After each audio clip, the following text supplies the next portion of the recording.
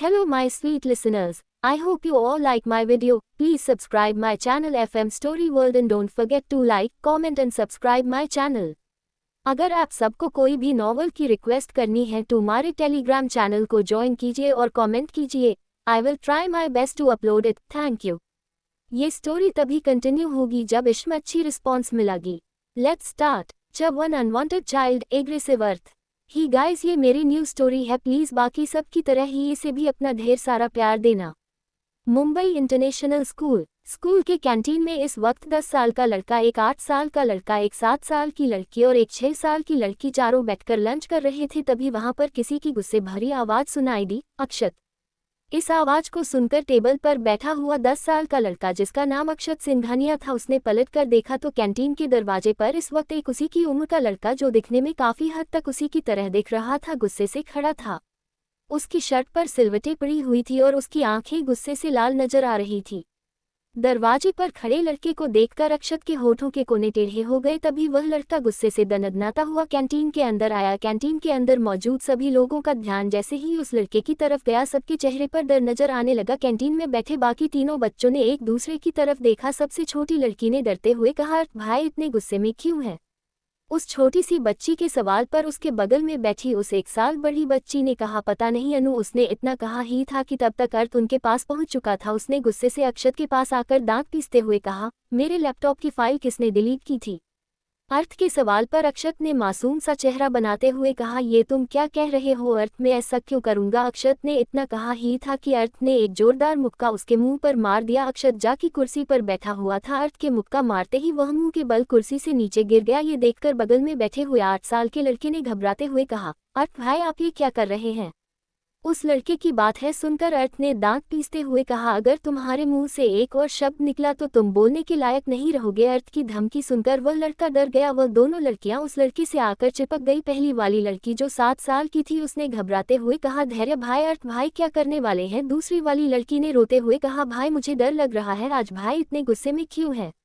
अपनी दोनों बहनों को डरते हुए देखकर उस लड़के ने, जिसका नाम धैर्य गया था, उसने उन दोनों की तरफ देखते हुए कहा, अनुधानी तुम दोनों डरो मत, मैं हूं ना भाई, तुम्हें कुछ नहीं करेंगे. कहते हुए धैर्य भी डरा हुआ था, क्योंकि वह अपने अर्थ भाई का गुस्सा अच्छे से जानता था. बस उसे यह समझ नहीं आ रहा था कि उसके अर्थ भाई इस वक्त इतने गुस्से में क्यों है. अर्थ के मुक्का मारते ही अक्षत, जो मुंह बल नीचे गिर गया था, उसने गुस्से से अपना चेहरा ऊपर उठकर अर्थ की तरफ देखते हुए कहा, तुम्हारी हिम्मत कैसे हुई मुझे मारने की? समझते क्या हो खुद को? उसने इतना कहा ही था कि अर्थ ने उसके पास आकर एक और मुक्का उसके मुंह पर मारते हुए कहा था ना मेरे रास्ते में मत आना, पर लगता है तुम्हें मरने की कुछ ज्यादा ही जल्दी है. कहते हुए अर्थ ने एक और मुक्का उसके मुंह पर मार दिया. अक्षत ने भी गुस्से से अर्थ की कॉलर को पकड़कर उसे धक्का दिया और वह भी उसे मारने लगा. पूरे कैंटीन में अर्थ और अक्षत एक दूसरे को मार रहे थे. आसपास के सभी बच्चे डरे हुए थे. धैर्य, धानी और अनु दोनों को अपने पास खींचकर उन्हें शांत कर रहा था, क्योंकि अपने भाइयों को इस तरह से लड़ते हुए देखकर उसकी दोनों बहनें डर चुकी थी. उन्होंने रोते हुए कहा, धैर्य भाई बड़ी मम्मा को बताओ ना, देखो ना अर्थ भाई और अक्षत भाई के ऐसे एक दूसरे को मार रहे हैं, देखो उनको चोट भी लग गई. धैर्य ने घबराते हुए कहा, मैं प्रिंसिपल सर को बुलाकर लाता हूँ, तुम दोनों यहीं पर रुको. कहते हुए धैर्य दौड़ता हुआ प्रिंसिपल के केबिन की तरफ भागा. वही अर्थ ने मार मार कर अक्षत का पूरा चेहरा लाल कर दिया था. अक्षत के होठों से सर से खून निकल रहा था. अर्थ का गुस्सा अभी भी कम नहीं हुआ था. उसने अक्षत के बालों को पकड़कर दांत पीसते हुए कहा, जितनी नौटंकी करनी है कर लो, पर मेरे रास्ते में मत आया करो. कितनी बार कहा है अपने अच्छे बनने का दिखावा बस घर वालों के सामने तक रखो, पर नहीं, तुम्हें दुनिया को दिखाना है कि तुम बेस्ट हो और मैं वर्स्ट. कहते हुए अर्थ ने अक्षत का सर दीवार पर दे मारा. इसी के साथ वहां पर किसी की गुस्से भरी आवाज सुनाई दी, अर्थ सिंघानिया ये क्या कर रहे हो तुम? इस आवाज को सुनकर अर्थ ने गुस्से से पीछे पलटकर देखा तो पीछे प्रिंसिपल खड़े थे. प्रिंसिपल ने जैसे ही अर्थ की गुस्से से लाल आंखें देखी, एक पल के लिए वह भी डर गए. वह जानते थे कि यह बच्चा दिखने में भले ही 10 साल का था, पर इसकी हरकतें, इसका गुस्सा सब कुछ तबाही लाने के लिए काफी था. प्रिंसिपल ने अपनी घबराहट को कम करते हुए कहा, वह तुम्हारा भाई है. प्रिंसिपल ने इतना कहा ही था कि अर्थ ने साइड टेबल से खाने की प्लेट उठाकर प्रिंसिपल की तरफ फेंकते हुए कहा, बकवास बंद करो, कोई नहीं है यह मेरा, इसके साथ मेरा कोई रिश्ता नहीं है. अर्थ की आवाज में नफरत साफ साफ नजर आ रही थी. वही अक्षत की हालत काफी खराब लग रही थी. उसने अर्थ की तरफ देखकर धीरे से कहा, तुम मेरे साथ ऐसा क्यों कर रहे हो? अर्थ, मैं तुम्हारा बड़ा भाई हूँ. अक्षत ने इतना कहा ही था कि अर्थ ने एक और मुक्का उसके मुंह पर मारते हुए कहा, चुप, अपनी बकवास बंद करो, तुम्हारा मेरे साथ कोई रिश्ता नहीं है, समझ आया तुम्हें? कहते हुए अर्थ गुस्से से अपनी जगह से उठकर खड़ा हो गया. प्रिंसिपल ने अक्षत की तरफ देखा और घबराते हुए उसके पास आ गए। उन्होंने अक्षत को अपनी गोद में उठाते हुए कहा, तुम ठीक हो ना अक्षत बेटा? कहते हुए प्रिंसिपल उसे लेकर स्कूल की डिस्पेंसरी की तरफ भाग गए। अर्थ बस गुस्से से उन्हें जाते हुए देख रहा था। उसका ध्यान कुछ दूरी पर खड़े धैर्य, अनु और धानी पर गया, जो कि उसे देखकर काफी ज्यादा डरे हुए थे। उन तीनों को देखकर अर्थ की आंखें और भी ज्यादा सर्द हो गई। वह उन तीनों को घूरते हुए वहां से गुस्से से बाहर चला गया। कुछ देर बाद प्रिंसिपल के केबिन में प्रिंसिपल के सामने एक 30-32 साल का आदमी गुस्से से बैठा हुआ था। उसे देखकर ऐसा लग रहा था जैसे वह कोई बहुत अच्छे परिवार से बिलोंग करता है। उसके बगल में ही एक खूबसूरत औरत बैठी हुई थी जिसकी उम्र भी उसके जितनी ही लग रही थी। उस आदमी ने गुस्से से पलटकर पीछे खड़े लड़के की तरफ देखा जो कि इमोशनलेस आंखों से अपनी जगह पर खड़ा था। वह आदमी गुस्से से अपनी जगह पर उठकर खड़ा हो गया। उसने उस लड़के के पास आकर उसे कंधों से पकड़कर हिलाकर चिल्लाते हुए कहा, आखिर तुम चाहते क्या हो? अर्थ भाई है वह तुम्हारा और क्या हालत कर दी है तुमने? उसकी अपने सामने खड़े आदमी की बात सुनकर अर्थ ने उसकी आंखों में आंखें डालकर देखते हुए कहा, वह मेरा कुछ नहीं लगता मिस्टर सिंघानिया, और आप भी कुछ नहीं लगते। हाथ हटाए। अर्थ की बात सुनकर उस आदमी के चेहरे पर गुस्सा नजर आने लगा। उसकी पकड़ अर्थ के कंधों पर मजबूत हो गई। तभी पीछे से उस औरत ने उसके कंधे पर हाथ रखते हुए कहा, अर्जुन प्लीज। उस औरत की बात सुनकर वह आदमी जिसका नाम अर्जुन सिंघानिया था, उसके हाथ अर्थ के कंधों पर ढीले पड़ गए। उसने गुस्से से पीछे पलटकर उस औरत की तरफ देखते हुए कहा, आरती देखो ये लड़का कितना बदतमीज हो गया है, अपने बाप को मिस्टर सिंघानिया बोलता है, अपने भाई को कुत्तों की तरह मारता है, फिर भी इसके चेहरे पर गिल्ट का नामो निशान नजर नहीं आ रहा है। पता नहीं क्या गलती हो गई इसकी परवरिश में जो यह ऐसा बन गया है।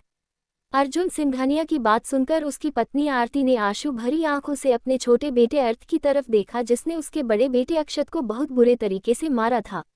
आरती अर्थ के पास जाने ही वाली थी कि अक्षत जो कुछ दूरी पर सोफे पर बैठा हुआ था उसने दर्द से करहाते हुए कहा, मॉम। अक्षत की आवाज सुनकर आरती अर्थ की तरफ जाने की जगह पर अक्षत की तरफ चली गई। अर्थ सब कुछ अपनी सर्द आंखों से देख रहा था, उसे जैसे कोई फर्क नहीं पड़ रहा था।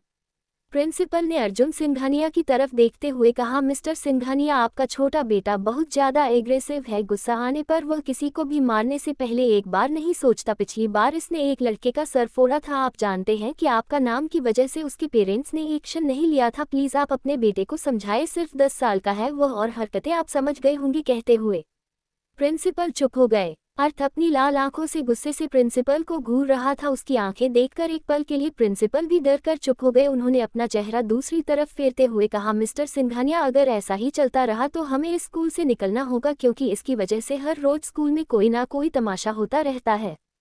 प्रिंसिपल की बात सुनकर अर्जुन सिंघानिया ने गुस्से से प्रिंसिपल को घूरते हुए कहा, लगता है आप भूल रहे थे कि स्कूल का ट्रस्टी मैं हूं। अर्जुन सिंघानिया की इनडायरेक्ट बात को कि अगली बार से वह उनके बेटे को स्कूल से निकलने की धमकी न दे तो ही बेहतर होगा। प्रिंसिपल अच्छे से समझ गए। उन्होंने चुपचाप अपना सर हिला दिया।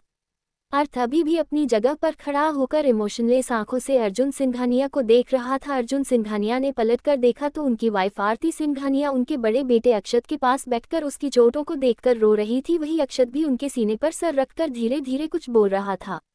उन्होंने एक नज़र अर्थ की तरफ देखा जिसके माथे पर हल्की चोट लगी हुई थी। वह गहरी सांस लेकर अर्थ के पास आ गए। उन्होंने उसकी चोट देखने के लिए अपना हाथ आगे बढ़ाया ही था कि अर्थ 2 कदम पीछे हट गया। उसने सर्द आवाज में कहा, मुझे आपकी झूठी हमदर्दी की कोई जरूरत नहीं है।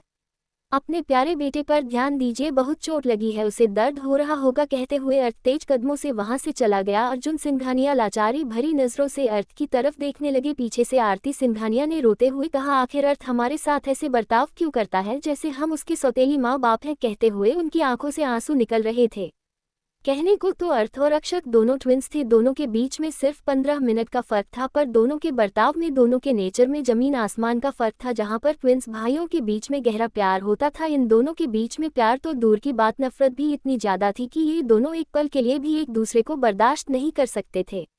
अपनी वाइफ की बात सुनकर अर्जुन सिंघानिया ने गहरी सांस लेते हुए कहा, मुझे खुद समझ नहीं आ रहा है कि हमसे गलती कहाँ हो गई। हमने तो हमारे दोनों बच्चों को एक जैसी परवरिश दी थी, पर दोनों के बीच में इतना फर्क कैसे है। तुम यहीं पर रुको, मैं अभी उसे देख कर आता हूँ, पता नहीं कहाँ चला गया। कहते हुए अर्जुन सिंघानिया बाहर जाने ही वाले थे कि तभी अक्षत ने दर्द भरी आवाज में कहा, डैडी मुझे बहुत दर्द हो रहा है।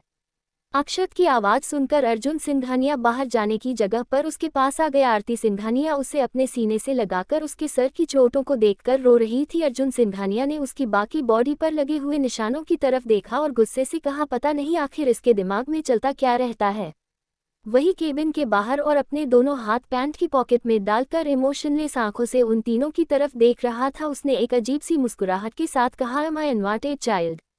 यस आई एम, कहते हुए वह वहां से चला गया। वह कुछ ही दूरी पर गया था कि पीछे से एक लड़के ने चिल्लाते हुए कहा, अर्थ रुको। इस आवाज को सुनकर भी अर्थ नहीं रुका और तेज कदमों से इस तरह से दूसरी तरफ जाता रहा।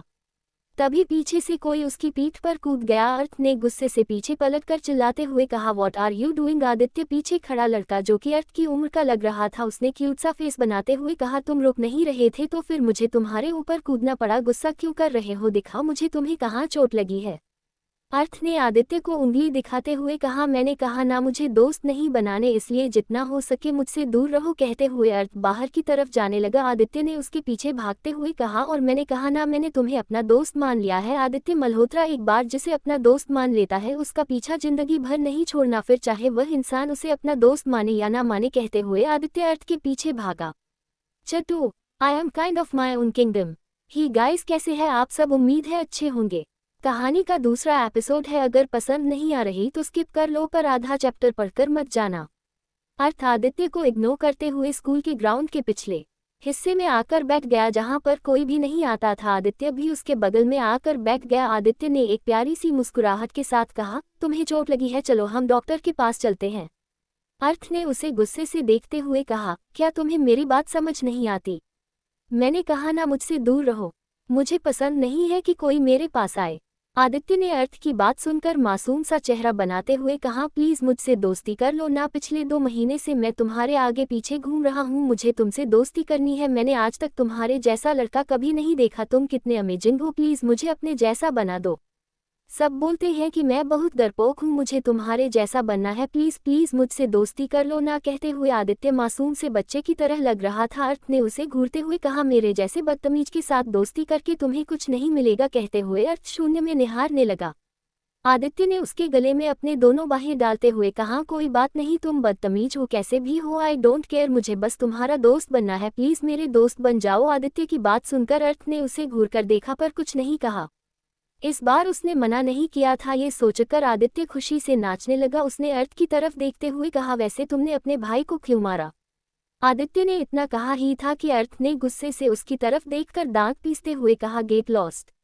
आदित्य ने डरते हुए कहा, अरे मैंने ऐसा क्या पूछ लिया? सब कहते हैं कि तुम दोनों भाई एक दूसरे से बहुत नफरत करते हो। अर्थ में जैसे ही यह सुनो उसने गुस्से से आदित्य की गर्दन को दबाते हुए कहा, वह मेरा भाई नहीं है, उससे मेरा कोई रिश्ता नहीं है, समझ आया? इसलिए अगली बार से मेरे सामने उसे मेरा भाई मत कहना। कहते हुए अर्थ ने गुस्से से आदित्य की गर्दन को छोड़ दिया।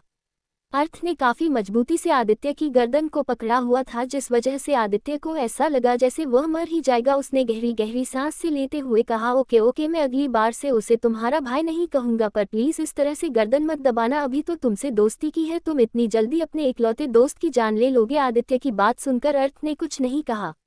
दूसरी तरफ अर्जुन और आरती दोनों अक्षत के साथ थे। आरती ने अर्जुन की तरफ देखते हुए कहा, अर्जुन एक बार जाकर देख लीजिए ना, अर्थ कहाँ गया है, उसे भी चोट लगी है। अर्जुन ने आरती की तरफ देखते हुए कहा, तुम जानती हो वह हमारे साथ नहीं आएगा, मैंने ड्राइवर को कह दिया है, वो अर्थ को लेकर घर आ जाएगा, हम चलते हैं। अर्जुन की बात सुनकर आरती सिंघानिया ने अक्षत की तरफ देखते हुए कहा, एक काम कीजिए, आप अक्षत को लेकर चले जाइए, मैं अर्थ के साथ आती हूँ। उन्होंने इतना कहा ही था कि अक्षत ने रोते हुए, मुझे दर्द हो रहा है, प्लीज मुझे छोड़कर मत जाओ। अक्षत की बात सुनकर आरती सिंघानिया को समझ नहीं आ रहा था कि वह क्या करे। उनका एक बेटा उन्हें छोड़ नहीं रहा था और दूसरा कहा था उन्हें पता नहीं था। अर्जुन ने आरती की तरफ देखते हुए कहा, आरती अक्षत को ज्यादा चोट लगी है, उसे तुम्हारी जरूरत है और अर्थ तुम्हें अपने पास नहीं आने देगा, इसलिए बेहतर यही होगा कि तुम हमारे साथ चलो। आखिर में अर्जुन की बात मानकर आरती ने भी अपना सर हिला दिया और कुछ ही देर में तीनों गाड़ी में बैठकर सिंघानिया मेंशन की तरफ निकल गए।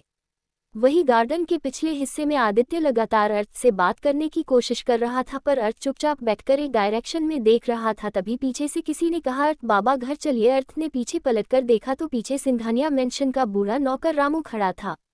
रामू की बात सुनकर अर्थ ने उनकी तरफ देखकर नॉर्मल लहजे से कहा, अभी नहीं, मुझे अभी घर नहीं जाना है अंकल, मुझे आप तालाब के पास लेकर चलिए। कहते हुए अर्थ अपनी जगह से उठकर खड़ा हो गया। तालाब का नाम सुनकर आदित्य ने घबराते हुए कहा, क्या तुम सुसाइड करने के लिए जा रहे हो?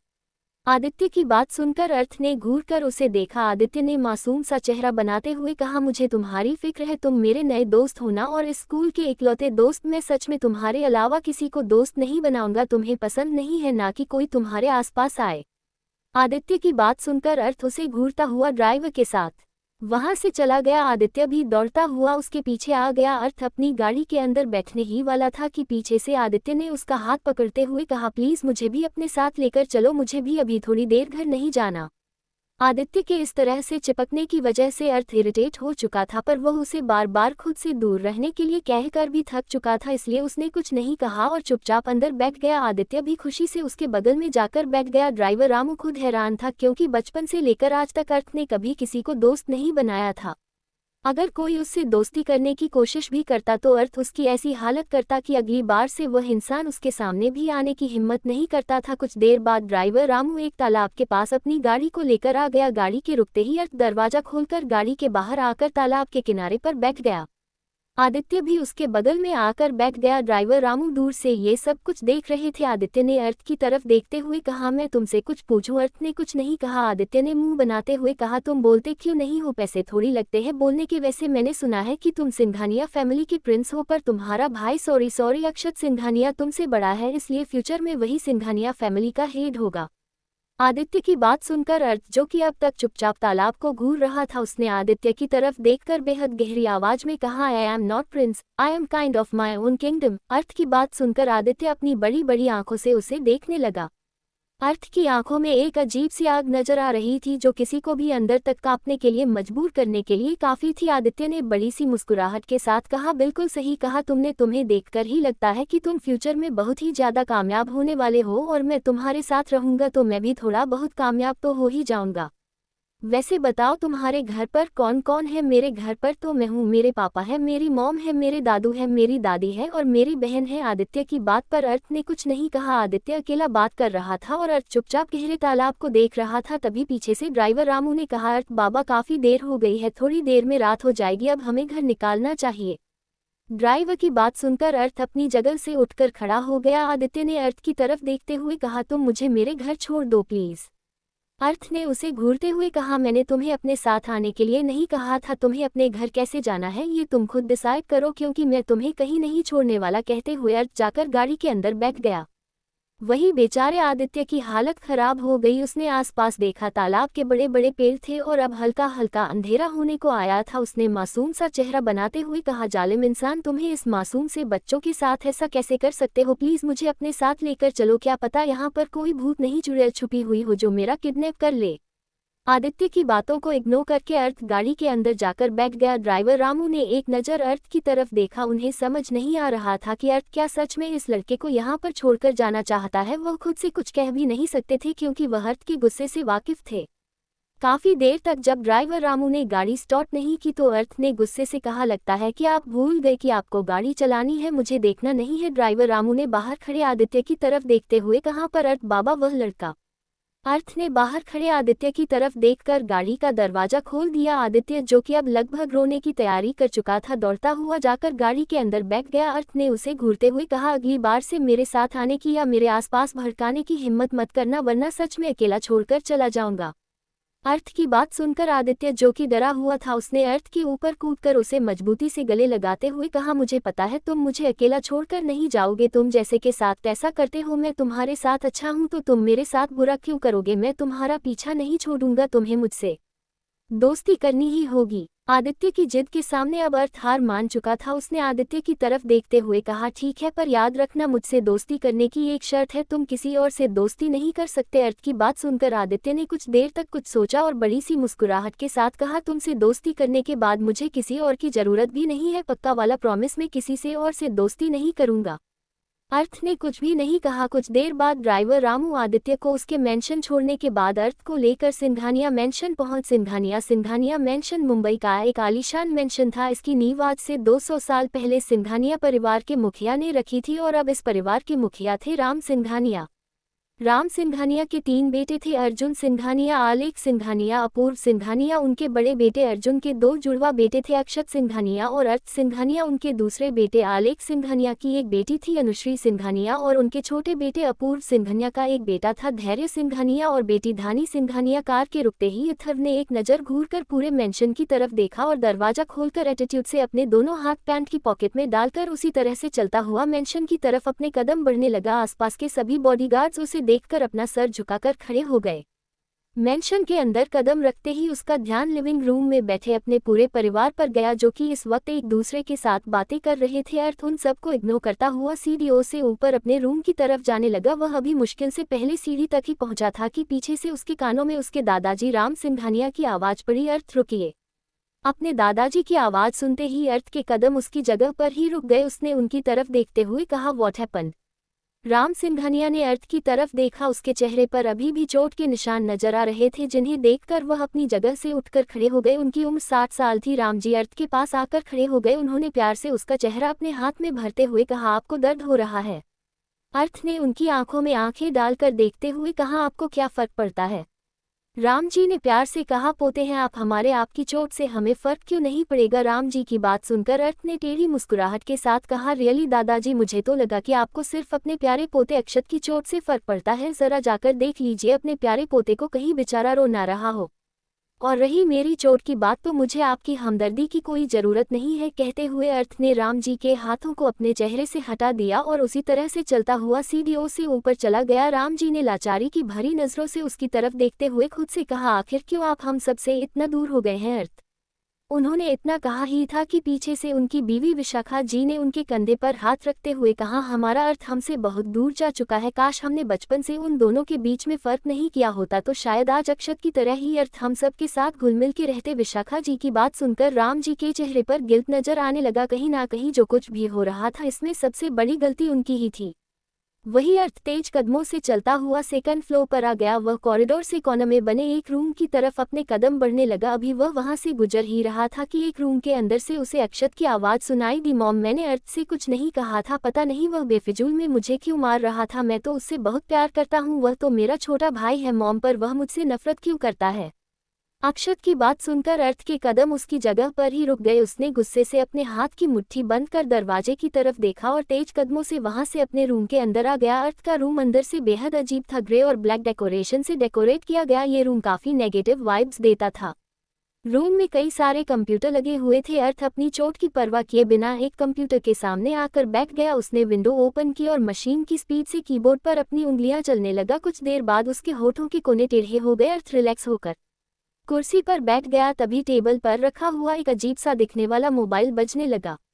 अर्थ ने देखा तो उसे पर डीजे नाम फ्लैश हो रहा था, जिसे देखकर उसने कॉल उठाते हुए कहा, मिशन कंप्लीट। दूसरी तरफ से उस इंसान ने हंसते हुए कहा, oh my God my boy, you are amazing, I am 100% sure बड़े होने के बाद तुम इस दुनिया पर राज करने वाले हो। राज डीजे की बात है? सुनकर अर्थ ने कंप्यूटर की स्क्रीन को देखते हुए कहा, yes I will make my own kingdom.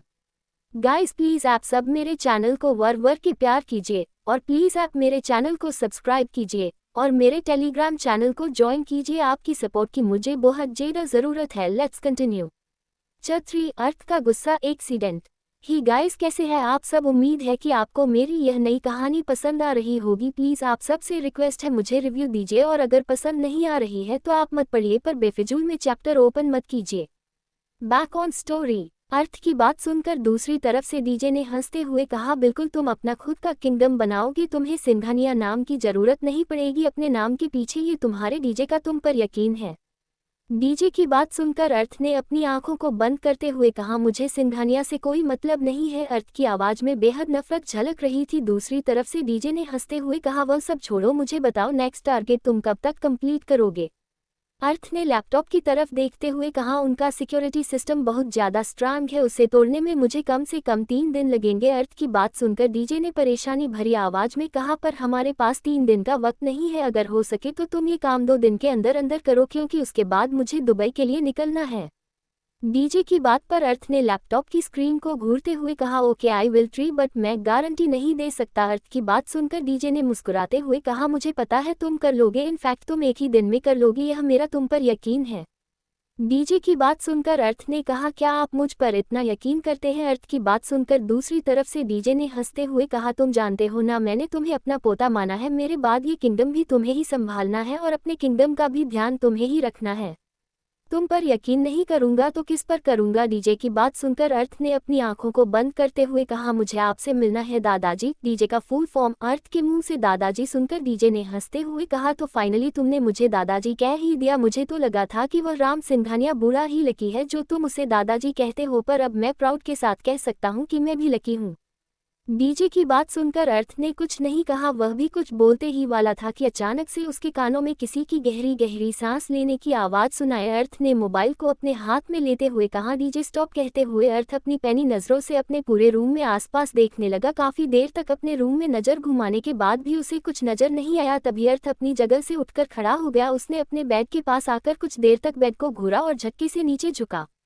Bag के नीचे इस वक्त छोटी सी धानी छुपी हुई थी। धानी को देखते ही अर्थ ने चिल्लाते हुए कहा, तुम्हें मेरे रूम में आने की इजाज़त किसने दी? अर्थ की आवाज़ सुनकर धानी, जो कि उसके बैग के नीचे अपने मुंह पर हाथ रखकर छुपी हुई थी, उसके चेहरे पर घबराहट नजर आने लगी। उसने डरते हुए कहा, भाई वह मैं तो ऐसे ही। अर्थ में गुस्से से उसका हाथ पकड़कर उसे बाहर खींचते हुए कहा, मैंने कहा तुम्हें मेरे रूम में आने की इजाज़त किसने दी? अर्थ के इस तरह से चिल्लाने की वजह से छोटी सी धानी जोर जोर से रोने लगी। उसने रोते हुए कहा, भाई मैं लुका छुपी खेल रही थी, मैं जल्दी जल्दी में यहाँ पर छुप गए, प्लीज़ भाई सॉरी, मैं अगली बार से आपके रूम में नहीं आऊँगी, पक्का प्रॉमिस। धानी की बात सुनकर अर्थ ने गुस्से से धानी की नाजुक से कलाई को मजबूती से पकड़ते हुए कहा, अगली बार में यह नौबत ही नहीं आने दूंगा। कहते हुए अर्थ ने अपना मोबाइल साइड में रखा और धानी के छोटे से हाथ को पकड़कर उसे खींचता हुआ अपने रूम के बाहर आ गया।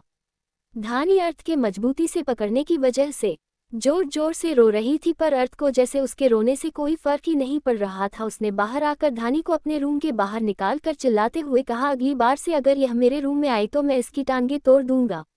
अर्थ के चिल्लाने की आवाज़ सुनकर बगल के रूम में आरती जी, जो कि अक्षत को अपने हाथों से खाना खिला रही थी, वह दौड़ते हुए बाहर आ गई। उनका ध्यान धानी पर गया, जो कि दीवार से सटकर फूट फूट कर रो रही थी। धानी को देखकर आरती जी जल्दी से दौड़ते हुए उसके पास आ गई। उन्होंने धानी को अपने सीने से लगाते हुए कहा, धानी बच्चा क्या हुआ?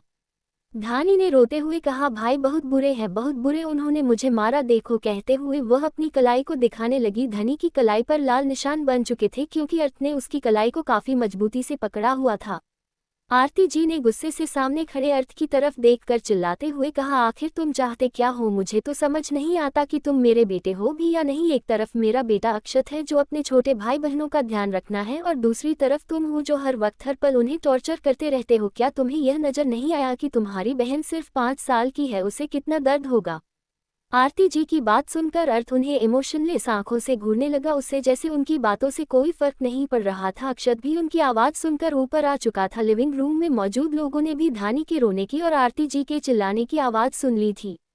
राम जी ने ऊपर आते हुए कहा, क्या हुआ बड़ी बहू? आरती जी ने राम जी की तरफ देखकर रोते हुए कहा, मुझे समझ नहीं आता पापा जी, ये लड़का चाहता क्या है? पहले इसने स्कूल में अपने भाई को सबके सामने मारा, उसकी ऐसी हालत कर दी कि वह ठीक से चल भी नहीं पा रहा है, और अब धानी के साथ यह सब कुछ किया। मैं क्या करूं पापा जी? मैंने तो अपने दोनों बेटों में कभी फर्क नहीं किया था, फिर अक्षत और अर्थ में इतना फर्क क्यों है? आरती जी की बात सुनकर राम जी ने धानी की तरफ देखा, जो कि अभी भी फूट फूट कर रो रही थी। उन्होंने प्यार से कहा, धनी बच्चा, आप भैया के रूम में क्यों गई थी? आप जानती हो ना, भैया के रूम में कोई नहीं जाता।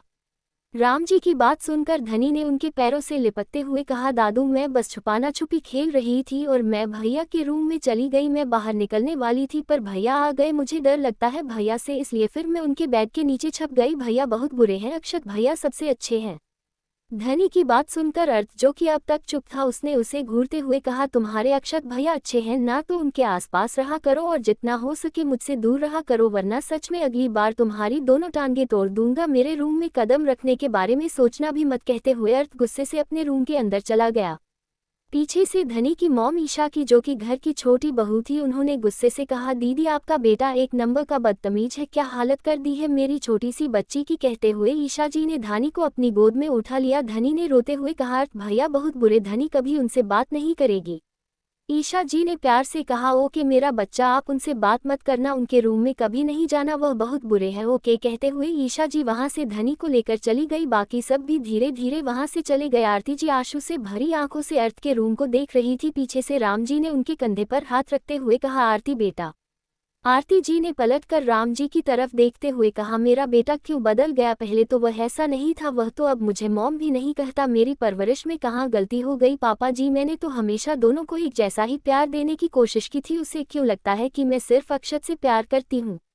आरती जी की बात सुनकर राम जी ने प्यार से उन्हें समझाते हुए कहा, आरती बेटा आप तो जानती है ना, ये सब कुछ उसी दिन शुरू हो गया था जब हमने अक्षत को परिवार का अगला वारिस घोषित किया था। काश हमने उसे दिन अर्थ के बारे में एक बार सोचा होगा, सिर्फ 15 ही मिनट का तो फर्क है दोनों में, फिर भी हमने काबिलियत की जगह उम्र को तराजू दिया। तब से पता नहीं क्या हो गया है, अर्थ को छोटी छोटी बातों पर गुस्सा करता रहता है, पर हमें हमारे फैसले पर कोई पछतावा नहीं है। अक्षत ही हमारे परिवार को आगे बढ़ा सकता है, वह हर सिचुएशन का सामना करना अच्छे से जानते हैं और अर्थ सिर्फ गुस्सा करना।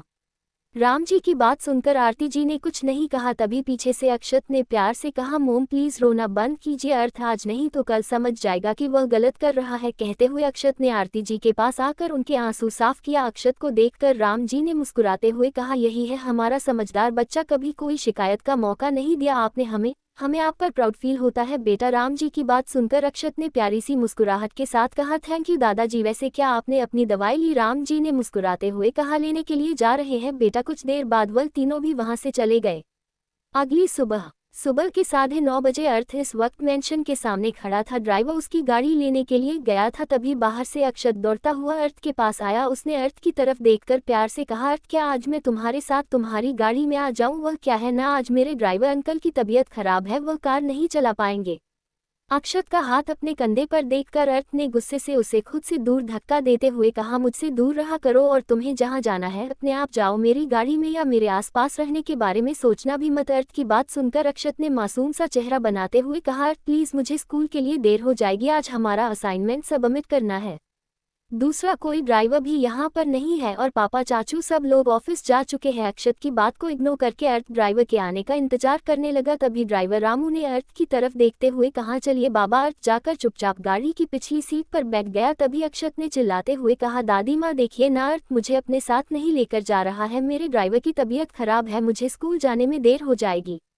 विशाखा जी जो कि अभी अभी बाहर आई थी, अक्षत की बात सुनकर उन्होंने गाड़ी के अंदर बैठे अर्थ की तरफ देखते हुए कहा, और प्लीज बेटा आज के दिन बस अक्षत को अपने साथ आने दो, घर पर कोई और नहीं है जो ऐसे स्कूल छोड़ सके, प्लीज अपनी दादी माँ के लिए। अर्थ घर पर सिर्फ विशाखा जी की बात मानता था। उसने गुस्से से घूरकर अक्षत की तरफ देखा और कुछ नहीं कहा, उसकी चुप्पी ही उसकी हाँ थी। अक्षत ने एक टेढ़ी मुस्कुराहट के साथ गाड़ी की तरफ देखा और पलटकर प्यारी सी मुस्कुराहट के साथ विशाखा जी के गाल पर किस करते हुए कहा, थैंक यू सो मच दादी माँ। कहते हुए वह गाड़ी का दरवाजा खोलकर पिछली सीट पर जाकर बैठ गया। अक्षत के बैठने का एहसास होते ही अर्थ दूसरी तरफ खिड़की से सटकर बैठ गया। ड्राइवर ने उन दोनों की तरफ देखा और गाड़ी स्टार्ट कर दी। गाड़ी स्कूल की तरफ जा रही थी, वही अर्थ चुपचाप खिड़की से बाहर देख रहा था। तभी अक्षत ने एटीट्यूड के साथ कहा, वैसे सच में तुम बहुत बदतमीज हो, तुमने हमारी छोटी सी बहन की कलाई को मरोड़ने से पहले एक बार भी नहीं सोचा। दादाजी बिल्कुल सही कहते हैं, तुम हमारी फैमिली को आगे बढ़ाने के लायक ही नहीं हो। अक्षत की बात सुनकर अर्थ ने गुस्से से अपनी आंखें बंद कर ली। अक्षत ने उसे ट्रिगर करते हुए कहा, मुझे तो कभी कभी लगता है कि तुम मेरे भाई हो ही नहीं, तुम्हारी हरकतें, तुम्हारा यह एटीट्यूड बिल्कुल भी सिंघानिया परिवार से मैच नहीं करता। तुम्हें पता है फ्यूचर में लोग तुम्हें क्या कहेंगे, सिंघानिया परिवार का प्रिंस, और मुझे क्या कहेंगे पता है, सिंघानिया परिवार का किंग। प्रिंस सिर्फ नाम के रहोगे तुम, कहने को तो तुम मेरे सर्वेंट ही रहोगे। अक्षत की बात सुनकर अर्थ जो कि अब तक चुप था, उसने गुस्से से पलटकर अक्षत के मुंह पर एक मुक्का मारते हुए कहा, था ना मेरे सामने बकवास मत करना, पर लगता है कि तुम्हें मरने का शौक है, बेफिजूल में मेरा दिमाग खराब करते हो और फिर सबके सामने जाकर मासूम बनने की एक्टिंग करते हो। और तुम्हारी एक्टिंग इतनी जबरदस्त है कि सारे के सारे इडियट्स तुम्हारी एक्टिंग देखकर तुम्हारी बातों में फंस जाते हैं। सब लोग तो वैसे भी मुझे बदतमीज समझते हैं, खूनी भी समझेंगे तो मुझे ज्यादा फर्क नहीं पड़ेगा। कहते हुए अर्थ ने अक्षत के मुंह पर एक और मुक्का मार। अक्षत ने गुस्से से अर्थ की तरफ देखकर उसे एक मुक्का मारते हुए कहा, तुम्हें क्या लगता है मारना सिर्फ तुम्हें आता है? दोनों भाई पिछली सीट पर एक दूसरे को पीट रहे थे। वही ड्राइवर ये देखकर काफी ज्यादा घबरा चुका था। ड्राइवर ने पीछे पलटकर डरते हुए कहा, छोटे बाबा बड़े बाबा प्लीज ऐसा मत कीजिए। ड्राइवर की बात सुनकर अक्षत ने गुस्से से अपनी बैग उठाकर ड्राइवर के मुंह पर मारते हुए कहा, तू हमें बताएगा दो कौड़ी के नौकर की हमें क्या करना है? अक्षत की स्कूल बैग ड्राइवर के मुंह पर लगता ही ड्राइवर का हाथ स्टीयरिंग व्हील से छूट गया और गाड़ी का बैलेंस बिगड़ने लगा। अक्षत और अर्थ दोनों एक दूसरे को मार रहे थे, वह भी एक दूसरे के ऊपर गिर गए, पर अभी भी उन्होंने लड़ना बंद नहीं किया था। ड्राइवर ने बैग को साइड में हटाकर चिल्लाते हुए कहा, नहीं। उसने इतना कहा ही था कि एक जोर की आवाज के साथ सामने से आ रही कार से उनकी कार टकरा गई। यार आप सब स्टोरी 2 सुनते हो, मेगा सब्सक्राइब नहीं करते प्लीज यार सब्सक्राइब कर दो और प्यारी प्यारी लाइक कमेंट कर दो, इससे मुझे मोटिवेशन मिलता है स्टोरी को कंटिन्यू करने में। जब 4 कार ब्लास्ट बेबी आंखें खोलो। ही गाइस कैसे हैं आप सब, उम्मीद है अच्छे होंगे। प्लीज थोड़ी सी शर्म कर लो, क्यों यहाँ पर प्रमोशन के लिए आते हो क्या? आप लोगों को दिखाई नहीं देता कि कर 2 चैप्टर हुए हैं, मुश्किल से 100 रीडर हुए हैं, उसके पीछे भी पड़े हुए हो। Back on story. ड्राइवर की चीख सुनकर अर्थ और अक्षत दोनों ने अपना चेहरा ऊपर उठकर सामने देखा, पर तब तक देर हो चुकी थी। सामने से आ रही कार से उनकी कार की बहुत बुरी तरह से टक्कर हो चुकी थी। सामने से आ रही कार शायद ज्यादा रफ्तार में थी, जिस वजह से वह 2 पलटी खाकर रोड की दूसरी तरफ गिर चुकी थी और अर्थ और अक्षत की कार भी एक पेड़ से जा टकराई थी। ड्राइवर का सर स्टीयरिंग व्हील पर लग चुका और ड्राइवर बेहोश हो चुका था। अक्षत भी मुंह के बल नीचे गिर गया था और उसके सर पर भी चोट लग गई थी। अर्थ को भी चोट लगी थी। जैसे ही उसे होश आया कि अभी अभी क्या हुआ है, उसने अपनी आंखें खोलकर गहरी गहरी सांस लेना शुरू कर दिया। उनकी कार के सामने से धुआं निकल रहा था। अर्थ ने पलट कर देखा तो अक्षत अपनी आंखों को बंद करके अपने दर्द को कंट्रोल करने की कोशिश कर रहा था। अर्थ ने जल्दी से कार का दरवाजा खोला और बाहर आ गया। उसमें देखा तो दूसरी कार रास्ते की दूसरी तरफ गिरी हुई थी। उसकी हालत देखकर ऐसा लग रहा था जैसे किसी भी वक्त उसमें ब्लास्ट हो सकता है। अर्थ ने जल्दी से अपने ड्राइवर के पास जाकर उसे उठाने की कोशिश की। उसने ड्राइवर के गाल को थपथपाते हुए कहा, अंकल जाकर खोलो। अर्थ भले ही कितना ही शार्प माइंडेड क्यों ना हो था, तो वही एक 10 साल का बच्चा है। अर्थ के उठाने की वजह से ड्राइवर ने हल्के से अपनी आंखें खोलते हुए कहा, बाबा आप ठीक है ना? ड्राइवर को ज्यादा चोट नहीं लगी थी, पर फिर भी उसके माथे से खून निकल रहा था। अक्षत ने चिल्लाते हुए कहा, मुझे बाहर निकलो, मुझे दर्द हो रहा है। अक्षत की आवाज सुनकर ड्राइवर ने जल्दी से खुद को संभाला और अपने दर्द को कंट्रोल करके अक्षत को बाहर निकालने के लिए पिछली सीट पर आ गया। अक्षत बुरी तरह से कार के अंदर गिर गया था, जिस वजह से उसका पैर मुड़ चुका था और उसके माथे से भी खून निकल रहा था। कुछ ही देर में वह तीनों कार के बाहर निकल चुके थे। ड्राइवर ने चैन की सांस ली, क्योंकि अगर दोनों में से किसी को कुछ भी हो जाता तो ड्राइवर के साथ साथ उसका पूरा परिवार खत्म हो जाता। आखिर दोनों सिंघानिया परिवार के राजकुमार थे।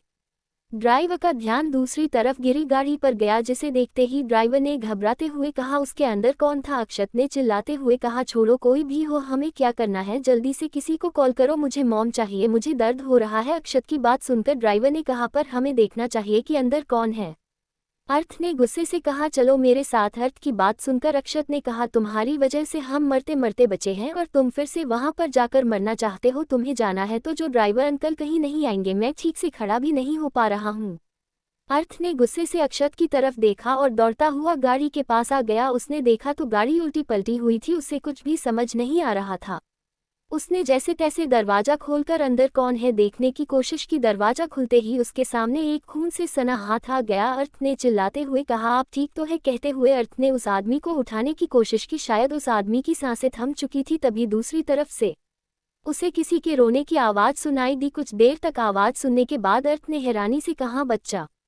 कहते हुए अर्थ जल्दी से दूसरी तरफ आ गया। उसने काफी कोशिश की, पर दरवाजा खुला ही नहीं रहा था। गाड़ी से अब धुआं निकल रहा था। इस वक्त वह ऐसे रास्ते पर थे जहां से काफी कम गाड़ियां गुजरती थी। आखिर में अर्थ जब दरवाजा नहीं खोल पाया, उसने ड्राइवर को चिल्लाकर आवाज दी। ड्राइवर ने अक्षत की तरफ देखा, जो उसे जाने नहीं दे रहा था।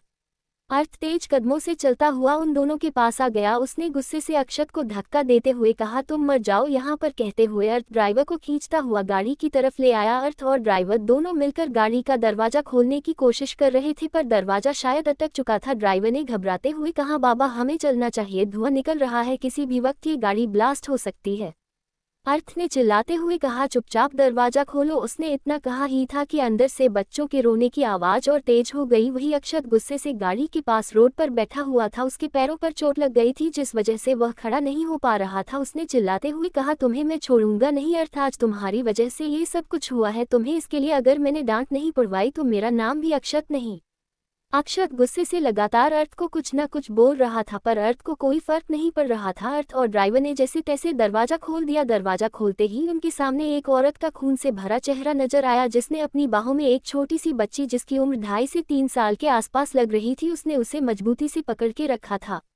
अर्थ ने जैसे ही और छोटी सी बच्ची की तरफ देखा वह उसे देखा ही रह गया। वह बच्ची दिखने में किसी आसमान से उतरी एंजल से कम नहीं थी। वह रोते हुए उस औरत के गालों पर हाथ मारकर अपनी तोतली आवाज में कुछ बोल रही थी। ड्राइवर ने जल्दी से अर्थ को हिलाते हुए कहा, बाबा जल्दी कीजिए, गाड़ी में कभी भी आग लग सकती है। अर्थ ने उस औरत की तरफ देखा और उसके नाक के पास अपने हाथ ले जाकर उसकी सांसें चेक करने की कोशिश की। उस औरत के सांसें थम चुकी थी। अर्थ ने नन्ही सी बच्ची की तरफ देखा जो कि शायद अपनी मां को उठाने के लिए रो रही थी। अर्थ ने जल्दी से उस बच्ची को औरत की गोद से खींचकर बाहर निकाला। अर्थ की गोद में आते ही वह बच्ची जोर जोर से रोने लगी। उसने रोते हुए अपनी तोतली आवाज में कहा, मम्मा मम्मा। उसकी तोतली आवाज और उसकी आंखों में आंसू देखकर अर्थ ने उसे अपने सीने से लगाते हुए कहा, बेबी रोना नहीं, मैं हूं ना। कहते हुए अर्थ ने गाड़ी के अंदर उस औरत और आदमी की तरफ देखा। दोनों की सांसें थम चुकी थी और उनकी नन्ही सी जान इस वक्त उसकी गोद में थी। अर्थ की आंख से एक आंसू की बूंद उसके गाल पर आ गई। तभी ड्राइवर ने घबराते हुए कहा, बाबा जल्दी चलिए, गाड़ी में आग पकड़ लिया, किसी भी वक्त ब्लास्ट हो सकता है। अर्थ ने जैसे ही यह सुना उसने उस बच्ची को मजबूती से अपने सीने से लगा लिया और उसे लेकर अपनी गाड़ी की तरफ भागने लगा। ड्राइवर पहले ही भाग चुका था। अर्थ मुश्किल से 20 कदम दूर गया होगा कि एक ब्लास्ट के साथ वह गाड़ी हवा में उड़ गई। अर्थ उस बच्ची के साथ ही कुछ दूरी पर जाकर गिर गया और उसने उसे अपने सीने से मजबूती से लगाया हुआ था। नीचे गिरते ही अर्थ ने दर्द से चिल्लाते हुए कहा, अर्थ के सर पर काफी जोर से लगा था। ड्राइवर ने अर्थ की हालत देखकर घबराते हुए कहा, अर्थ बाबा। अर्थ ने अपनी बंद होती आंखों से अपने सीने में छुपी उस बच्ची की तरफ देखा जो शायद उसकी तरह ही बेहोश हो चुकी थी और उसने घबराते हुए कहा, बेबी आंखें खोलो। कहते हुए अर्थ की आंखें भी बंद हो गई। 1 घंटे के बाद सिटी हॉस्पिटल मुंबई। अर्जुन सिंघानिया आरती सिंघानिया दौड़ते हुए कॉरिडोर से वार्ड की तरफ आ रहे थे। उनके चेहरे पर घबराहट नजर आ रही थी। अर्जुन सिंघानिया ने ड्राइवर के पास आकर उसे कॉलर से पकड़कर चिल्लाते हुए कहा, मेरे बेटे कहाँ है। ड्राइवर ने घबराते हुए कहा, सर वह अक्षत सर यहाँ पर है। और उसने इतना कहा ही था कि अर्जुन सिंघानिया उसके आगे की बात सुने बिना अक्षत के वार्ड की तरफ दौड़ते हुए चले गए।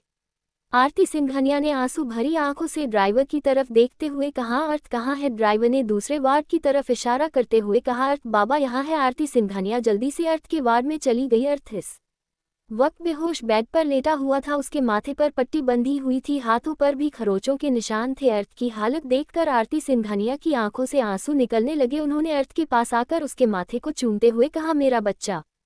उन्होंने इतना कहा ही था कि पीछे से उन्हें अक्षत के रोने की आवाज सुनाई दी। उन्होंने पीछे पलट कर देखा तो इस वक्त अक्षत लंगड़ाते हुए वार्ड के दरवाजे पर खड़ा था। आरती सिंघानिया घबराते हुए अक्षत के पास आ गई। उन्होंने डरते हुए कहा, क्या हुआ तुम्हें। अक्षत ने रोते हुए कहा, सब कुछ अर्थ की वजह से हुआ है मोम, में बस कहते हुए को रोने लगा। आरती सिंघानिया ने उसे अपने सीने से लगाकर एक नज़र बेहोश अर्थ की तरफ देखा और उसे लेकर उसके वार्ड में आ गई। कुछ देर बाद पूरा सिंघानिया परिवार हॉस्पिटल पहुंच चुका था। अभी तक अर्थ को होश नहीं आया था। अक्षत ने सबको यही कहा था कि अर्थ की वजह से एक्सीडेंट हो गया। सब लोगों को अर्थ पर गुस्सा तो बहुत आ रहा था और सब ने अक्षत की बात पर यकीन भी कर लिया था क्योंकि अर्थ हमेशा से ही अग्रेसिव बच्चा था और वह अक्षत के अपने आसपास होने पर हमेशा से गुस्सा करता था। उसके साथ कुछ न कुछ होता ही रहता था। पर सब लोग अर्थ के लिए परेशान भी थे क्योंकि 2 घंटे के बाद भी उसे होश नहीं आया था। आरती सिंघानिया ने डॉक्टर की तरफ देखते हुए कहा, मेरे बेटे को क्या हुआ है। डॉक्टर ने आरती सिंघानिया की तरफ देखते हुए कहा, आप टेंशन मत लीजिए, आपका बेटा बिल्कुल ठीक है, बस सर पर चोट लगी है इसलिए हमने उन्हें बेहोशी की इंजेक्शन दी है, थोड़ी देर बाद उन्हें होश आ जाएगा। नर्स ने इतना कहा ही था कि अर्थ के वार्ड से उसके चिल्लाने की आवाज आई। आरती सिंघानिया और नस दोनों दौड़ते हुए वार्ड के अंदर आ गई। अर्थ बेड पर बैठकर गहरी गहरी सांस ले रहा था। आरती सिंघानिया ने अर्थ के पास आकर उसे अपने सीने से लगाते हुए कहा, तुम ठीक हो ना मेरे बच्चे। अर्थ ने उन्हें खुद से दूर करते हुए कहा, दूर रहो मुझसे, बेबी कहाँ है। अर्थ की बात सुनकर आरती सिंघानिया ने हैरान होते हुए कहा, कौन बेबी। अर्थ ने चिल्लाते हुए कहा, वो बेबी कहाँ है। अर्थ के चिल्लाने की आवाज सुनकर पूरा सिंघानिया परिवार अंदर आ चुका था। राम सिंघानिया ने घबराते हुए कहा, क्या हुआ अर्थ, आपको क्या चाहिए। अर्थ ने अपने बालों को खींचकर चिल्लाते हुए कहा, बेबी कहाँ है। उसके चिल्लाने की आवाज सुनकर डॉक्टर ने प्यार से कहा, बेटा चिल्लाओ मत, आपकी तबीयत खराब हो जाएगी। अर्थ ने गुस्से से साइड टेबल से फ्लावर वास उठाकर डॉक्टर की तरफ फेंकते हुए कहा, दूर रहो मुझे। डॉक्टर वक्त पर खुद को बचा नहीं पाए और उनके सर पर वह फ्लावर वास लग गया। अर्जुन सिंघानिया ने गुस्से से कहा, अर्थ तमीज से रहो, बदतमीजी करना बंद करो। अर्थ ने चिल्लाते हुए कहा, तो आप भी मुझे बताएं मेरी बेबी कहाँ है। अर्थ की बात का मतलब किसी को समझ नहीं आ रहा था। तभी अर्थ ने चिल्लाते हुए कहा, ड्राइवर को बुलाए। अर्थ की बात सुनकर वह ड्राइवर जो कार चला रहा था वह आ गया। उसके माथे पर भी पट्टी बंधी हुई थी। अर्थ ने चिल्लाते हुए कहा, वह बच्ची कहाँ है। अर्थ की बात सुनकर ड्राइवर ने घबराते हुए कहा, कौन सी बच्ची बाबा? अर्थ ने गुस्से से चिल्लाते हुए कहा, वही बच्ची जिसके पेरेंट्स का एक्सीडेंट हमारी कार से हुआ है। कहाँ है वह? अर्थ की बात सुनकर सभी लोग हैरानी से उसकी तरफ देखने लगे। ड्राइवर ने घबराते हुए कहा, उसे तो पुलिस वाले अपने साथ लेकर चले गए। ड्राइवर की बात सुनकर अर्थ ने चिल्लाते हुए कहा, तुमसे किसने कहा था कि तुम उसे किसी और को दो? मुझे अभी के अभी उसे ला कर दो। अर्थ की बात सुनकर आरती सिंघानिया ने प्यार से कहा, बेटा शांत हो जाओ, और वह बच्ची जिसकी थी उसके पास चली गई होगी, तुम क्यों इसके बारे में पूछ रहे हो? अर्थ ने आरती सिंघानिया की बात को इग्नोर करके गुस्से से कहा, मैंने कहा मुझे वह बच्ची लाकर दो। अर्थ को इस तरह से चिल्लाते हुए देखकर अर्जुन सिंघानिया ने चिल्लाते हुए कहा, बहुत हो गई तुम्हारी बदतमीजी, हम कुछ बोलते नहीं है तो क्या तुम हमेशा इसका फायदा उठाओगे? चुपचाप आराम करो और ठीक होने के बाद घर चलो। वह बच्ची कौन थी, कहाँ गई, इससे तुम्हें कोई मतलब नहीं होना चाहिए।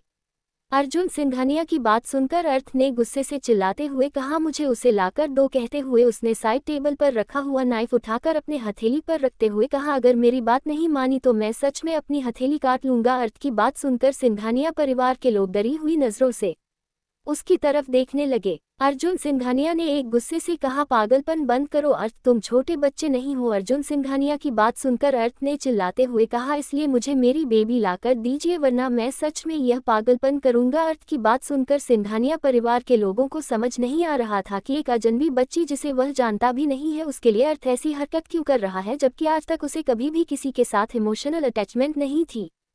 चैप्टर 5 अर्थ की बाहों में ख्वाहिश, don't cry baby. He guys, कैसे हैं आप सब? उम्मीद है अच्छे होंगे।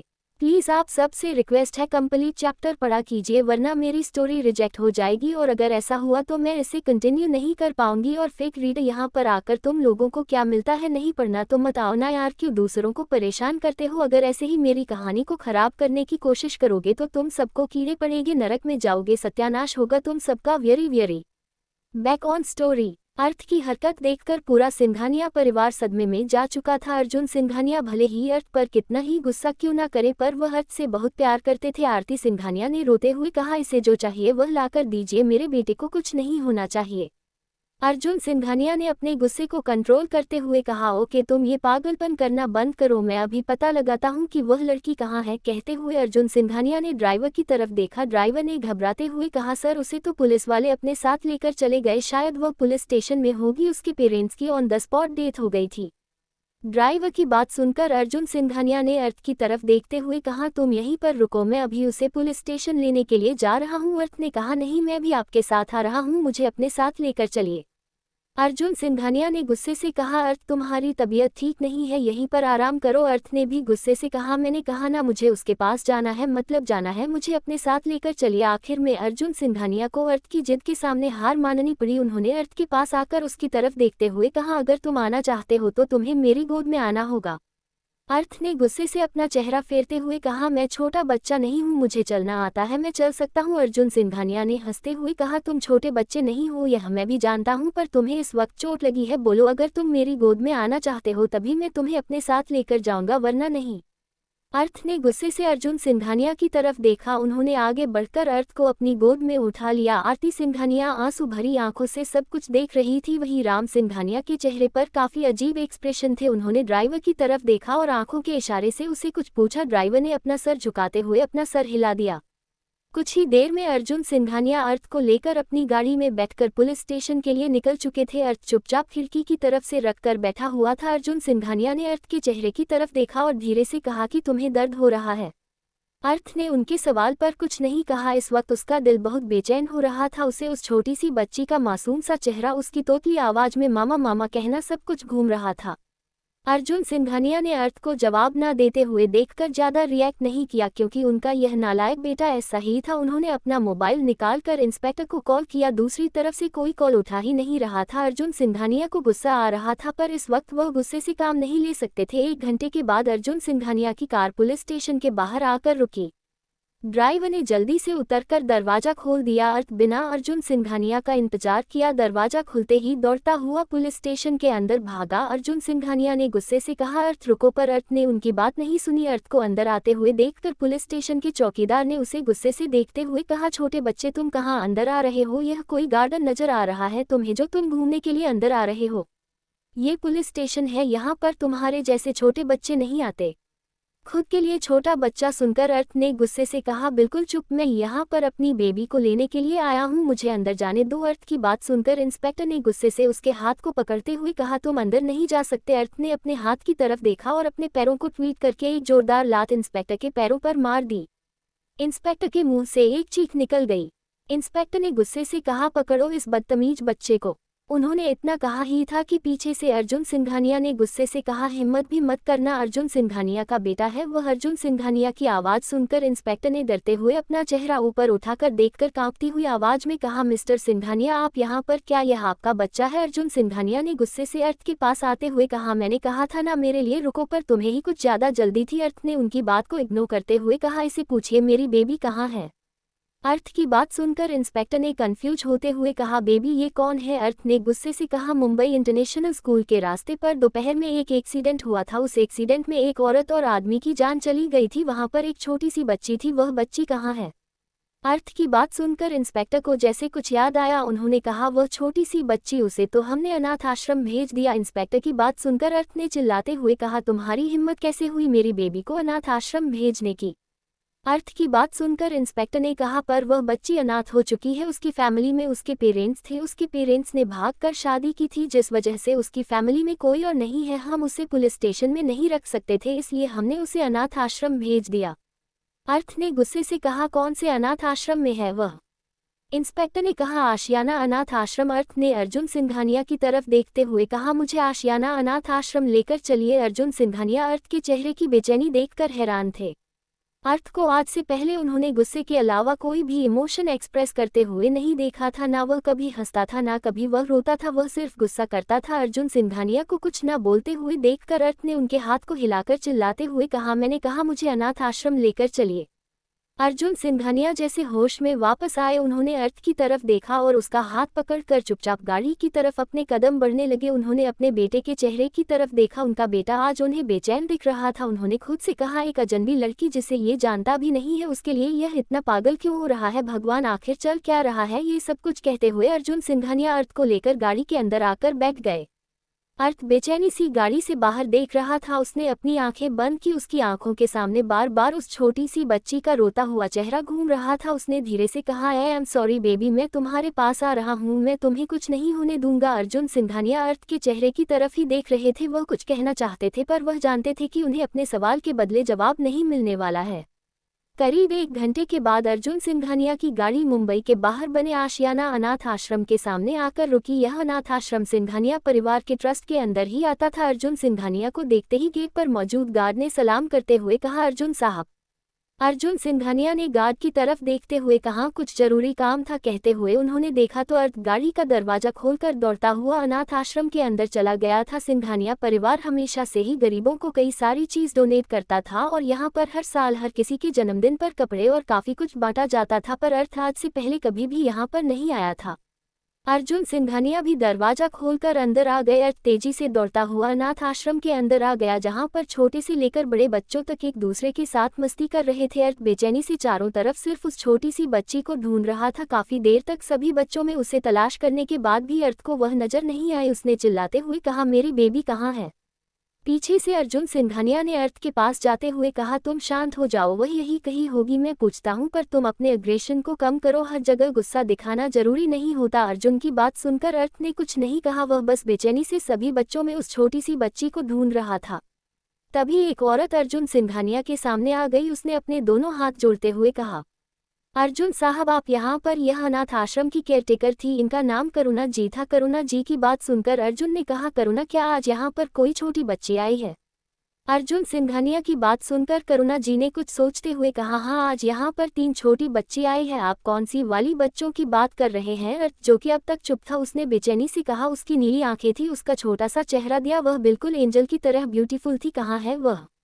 अर्थ की बात सुनकर करुणा जी ने कुछ सोचते हुए कहा, अच्छा वह बच्ची, वह तो बहुत रो रही है, पता नहीं क्या हुआ है, हम काफी देर से उसे चुप करने की कोशिश कर रहे हैं पर वह चुप ही नहीं हो रही है, उसकी उम्र शायद 2.5 से 3 साल के पास है। करुणा जी की बात सुनकर अर्थ ने उनके हाथ को पकड़कर खींचते हुए कहा, कहाँ है वह? मुझे उसके पास लेकर चाहिए। करुणा जी ने हैरानी से अर्थ की तरफ देखा। अर्थ ने चिल्लाते हुए कहा कि आपको सुनाई नहीं देता? मैंने कहा मुझे उसके पास लेकर चलिए। अर्जुन जी ने कहा लेकर चलिए, यह मेरा छोटा बेटा है। करुणा जी ने जैसे ही यह सुना उन्होंने कहा जी अर्जुन सर, कहते हुए करुणा जी अर्थ और अर्जुन को लेकर अनाथ आश्रम के एक रूम में आ गई, जहां पर एक बच्ची जोर जोर से रो रही थी और एक केयर टेकर जिसकी उम्र 25 से 26 साल के आसपास होगी गुस्से से उसे घूर रही थी। उस लड़की ने उस बच्ची के गाल पर एक चांटा मारते हुए कहा, कितनी देर से चुप करा रही हूं पर तू है कि चुप होने का नाम ही नहीं ले रही। गला फाड़ फाड़ कर पूरा अनाथ आश्रम सर पर उठा लिया है तूने। उस लड़की के चांटा मारते ही वह छोटी सी बच्ची और जोर जोर से रोने लगी।